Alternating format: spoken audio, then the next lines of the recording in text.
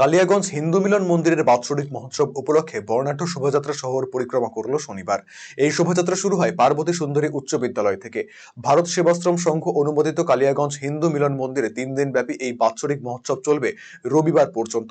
কুনোর ভারত সেবাশ্রমের অধ্যক্ষ স্বামী জ্যোতির্ময়ানন্দ মহারাজের নেতৃত্বে এই শোভাযাত্রায় পা মিলান রায়গঞ্জের সাংসদ কার্তিক চন্দ্র পাল, পুরপ্রধান রামনিবাস সাহা, পঞ্চায়েত সমিতির সভাপতি হিরণময় সরকার, জেলা পরিষদের পূর্ত কর্মাধ্যক্ষ নিমাই বৈশ্যের মতো বহু বিশিষ্ট মানুষজন।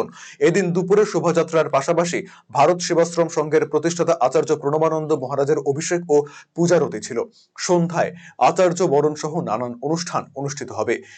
রবিবার শ্রীমতী নদী থেকে পুণ্যবাড়ি আনায়নের পর অন্নকূট ভোগ নিবেদন, দুপুরে মহাপ্রসাদ বিতরণ, বিকেলে মাতৃমণ্ডলের অনুষ্ঠান এবং সন্ধ্যায় হিন্দু ধর্ম সংস্কৃতি সম্মেলনের পর বৈদিক বিশ্বশান্তি যজ্ঞের মতো অনুষ্ঠান দিয়ে উৎসবের সমাপ্তি ঘটবে।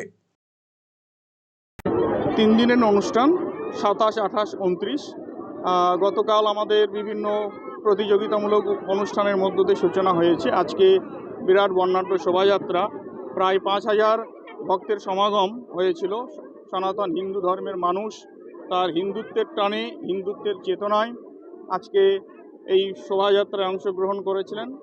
যে ভারত সেবাশ্রম সংঘের প্রতিষ্ঠাতা স্বামী প্রণবানন্দজি মহারাজ তিনি বলেছিলেন, আমি হিন্দুকে হিন্দু বলে ডাক দিতে চাই। আজকে হিন্দু জাতির, হিন্দু ধর্মের যে অধঃপতন, সেই অধঃপতন থেকে হিন্দু সমাজকে জাগ্রত করবার জন্য আজকের এই শোভাযাত্রা মহামিছিল। সাংস্কৃতিক অনুষ্ঠানের মধ্য দিয়ে আমাদের বিভিন্ন কম্পিটিশন তো কালকে হয়ে গেছে। আজকে আমাদের সন্ধ্যাবেলা আমাদের স্থানীয় শিল্পীরা তারা সঙ্গীত পরিবেশন করবে, নৃত্য পরিবেশন করবে। আর আগামীকাল বৈদিক বিশ্বশান্তি যজ্ঞ, অন্নকূট ভোগ এ সমস্ত রয়েছে।